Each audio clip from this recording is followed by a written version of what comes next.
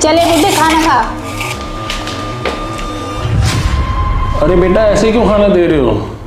अरे शुक्र बना तुझे मैं खाना दे रही हूँ, वरना मेरे पास ना टाइम नहीं कि तुझे खाना भी दूँ।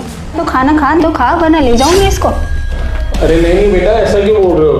तुम्हें पता है ना मेरा बेटा फौजी है, वो देश की सेवा करता है।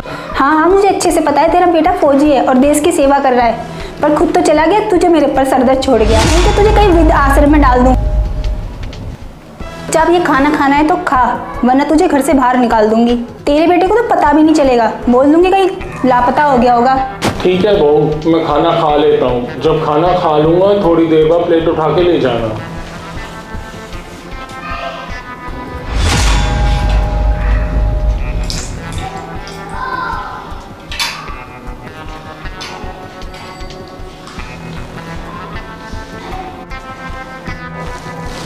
अरे बेटा सुमन, मैंने खाना खा लिया, ये थाली ले जा रसोई में रख। अरे खाना खा के क्या एहसान कर दिया क्या?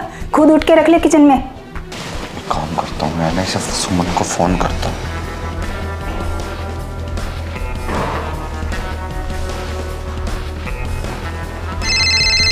अरे अरुण, इसका भी फोन अभी आना था।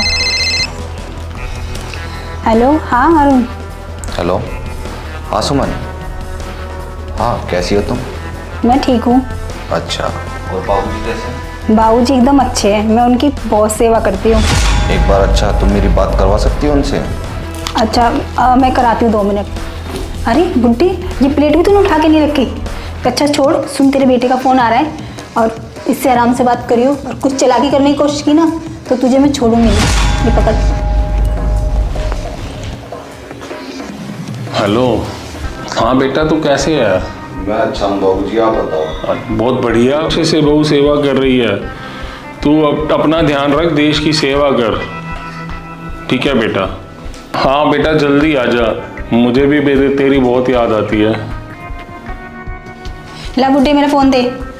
लो बेटा।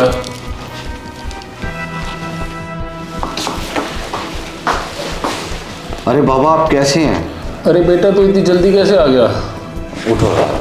अरे सुमन, सुमन। अरे आप अचानक से आ गए? अरे सुमन, क्या चल रहा है ये सब? अच्छा क्या चल रहा है कि क्या मतलब? और तुम मेरे पे चिल्ला क्यों रहे हो? चिल्ला रहा हूँ का क्या मतलब है? तुम मेरे बाबूजी के साथ इतनी बदतमीजी से बात करती हो? बदतमीजी? मैंने कब की बदतमीजी? मुझे तुम्हारी अब कोई बात नहीं सुननी है। मैंने अपनी आंखों से देखा है कि तुम मेरे पिताजी के साथ कैसे बिहेव करती हो, कि तुम इन्हें कैसे खाना देती हो, कैसे जलील करती हो। तुमने ना ये बहुत घटिया काम किया है। ये मेरे पिताजी होने के साथ साथ ना तुम्हारे भी पिताजी हैं। अगर मुझे पहले पता होता ना कि तुम इस तरीके की लड़की हो तो मैं तुम्हारे साथ कभी शादी नहीं करता। मैं तो तुम्हें सिर्फ इसी विश्वास पे लेके आया था कि तुम मेरे पिताजी की सेवा करोगी, और तुम ऐसे सेवा करती हो पिताजी की। अपने घर पे भी पिताजी की सेवा ऐसे ही करती थी क्या तुम? मैं वहाँ बॉर्डर पे इस भरोसे चला गया था कि तुम मेरे पिताजी की यहाँ पे सेवा करोगी। तुम्हें मैंने हर महीने पैसे ही भेजे हैं और तुम ऐसे सेवा करती हो मेरे पिताजी की। तुम्हें शर्म आनी चाहिए सुमन। मान लिया कि मेरे पिताजी के पैरों में कुछ दिक्कत है, ये चल फिर नहीं सकते हैं, इनसे काम नहीं होता है।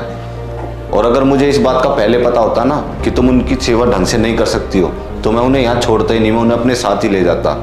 अरे नहीं, तुम्हें कुछ गलत फहमी हुई है। मैंने तो पापा को बहुत प्यार से खाना दिया था, मेरे हाथ से फिसल गया होगा। मुझे है ना चलाने की बिल्कुल जरूरत नहीं है। मैं वहीं खड़ा था जब तुमने पापा को मेरे सामने खाना दिया था, और कितनी बदतमीजी की थी उनके साथ में। अरे बेटा छोड़ उसको, तू माफ कर दे। बस ये बता तू ठीक है ना? मैं तो ठीक हूँ बाबूजी, पर जो इसने तुम्हारे साथ किया है ना वो बिल्कुल अच्छा नहीं किया है, और अब मैं इसके साथ एक पल भी इस घर में नहीं रह। चलो पिताजी, अब हम यहाँ 1 सेकंड भी नहीं रहेंगे। अरे नहीं नहीं, मुझसे बहुत बड़ी गलती हो गई। आज के बाद मैं बिल्कुल ऐसा नहीं करूंगी और बाबूजी की बहुत सेवा करूंगी। क्या कह रही है? माफ कर दो? तुम्हें मैं कैसे माफ कर सकता हूँ? और तुम्हारे पे मैं क्या यकीन कर लूँ कि तुम मेरा और मेरे बाबूजी का ख्याल रखोगी, जबकि मैंने अपनी आंखों से देखा है। और वैसे भी मैं इतने दिनों बाद छुट्टी लेके घर आया था ये सोच के कि तुम्हें सरप्राइज दूंगा, और यहाँ तुम मैं ही सरप्राइज हो गया। इतना सब कुछ देखने के बाद मैं इस घर में एक पल भी नहीं रह सकता। अब मैं बिल्कुल रुकने वाला नहीं हूँ, मैं जा रहा हूँ वापस अपनी ड्यूटी।